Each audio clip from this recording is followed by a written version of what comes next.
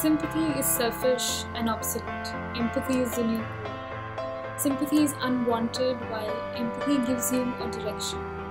Wedded to creativity, rationality, and human resource, it can weave new stories altogether. We are the stories we tell, and the whys and hows of our story are interwoven with those people we fortunately bumped into.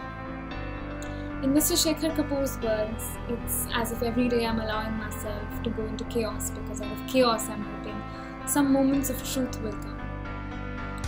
What started as an academic examination and exploration of design at Little Angels High School, and further on at Srishti Institute of Art Design and Technology in Bangalore, graduated to envisioning design with a social fabric. My creative intervention has moved seamlessly into community engagement and found immersive value in creative spaces, especially in rural India, with its millions of anonymous artists who swelter in the ranks of the unknown.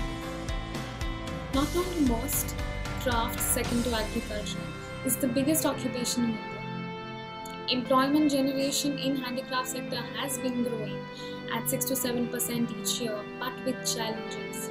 Challenges in design, motivation, innovation, technology upgradation, market and trend information, and there's not a lot that attracts the next generation to follow the practice and learn the skill of the craft.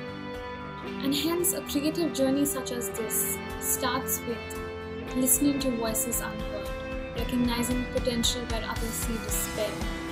It demands investing as a means and not an end, daring to go where conventional markets have failed, where aid has fallen short. The humility to see our culture in its truest forms, and the audacity to imagine it as it could be.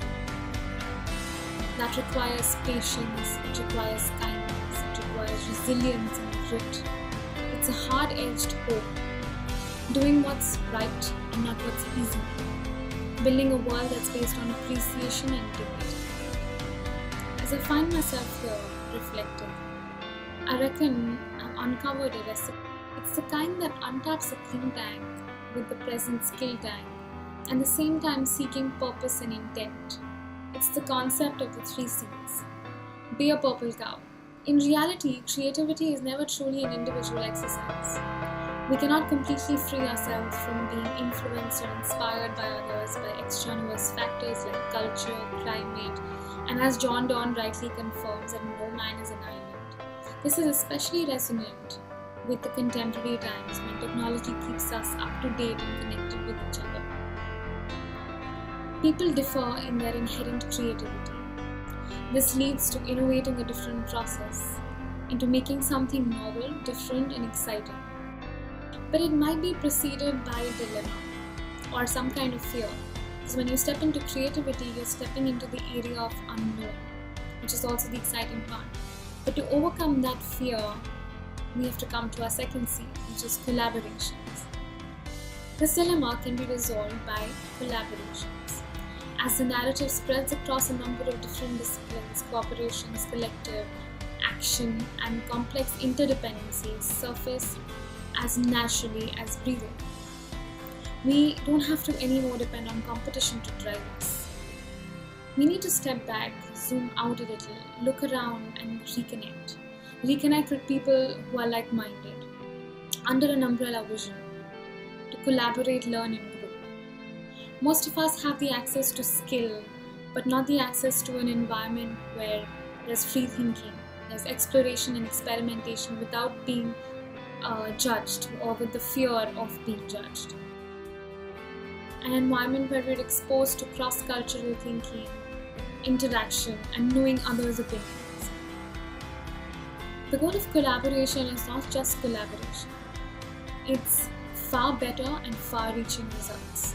The only reason to collaborate is to add or create value, to achieve things collectively that achieving individually would not be possible.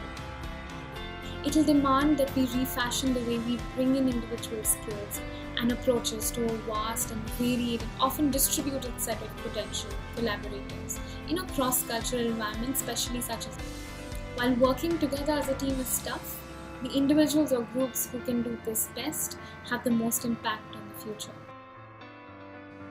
But contributing only 2% of the $400 billion market of handicrafts and having 40% of this total artisanal population, the government has introduced yet another set of schemes.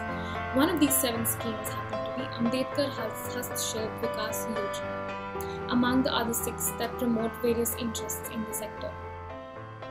However, experience shows that a singular executing agency normally does not have the expertise to exercise various specialized interventions such as design development, skill upgradation, training, strategizing, technology, and hence there's a lack of synergy. Furthermore, there is another basic flaw in the scheme as it is envisaging the one-shoe-fits-all approach, which is not in sync with reality. Each craft cluster has its set of needs and strengths that needs to be catered to. The India Craft Project, my current initiative, is driven on the 3C recipe. The vision is for traditional artisans in rural creative scenario to explore their artistic realms through informed creative interventions and collaborations. There is a dire need for cluster-specific approach and collaboration between different skill sets for better efficacy. Through an immersive engagement of identifying aspirations, understanding ecosystems, and developing operational and design solutions with a design thinking framework, the project envisages from a variety of backgrounds and wide spectrum between corporates, artists, and social change drivers with the promise of creating viable, scalable solutions that can be carried forward. Now, before we jump into this and start executing what we believe, it is very vital to know your currency. And here, currency is not just about your monetary measure, but it's about what is your driving force. What is the resource that is imperative? We have to acknowledge that we have finite resources, finite time, and finite connections. And what we can do to make ourselves proud using these prudently is what we have to think of. There is a mission with the India Craft Project. There is a why and there is a how. It's crucial to have the right people on the team who lend a vision to the mission. One thing is quite evident, that even when we're at a nascent stage, there is no top, zenith, or pinnacle of success. Every step is a height reached. It doesn't plateau, it's a constant climb. Every level has a vantage point where there's a different view, a mint fresh approach. There's also the time when ears are listening. The 3 C's come with immense power, and it's just the time to manifest it through actionable outcomes. You just need to strongly feel that to reach for the stars is pure ambition, but to touch the heart and sustain livelihoods is being human. And I'd rather be the latter.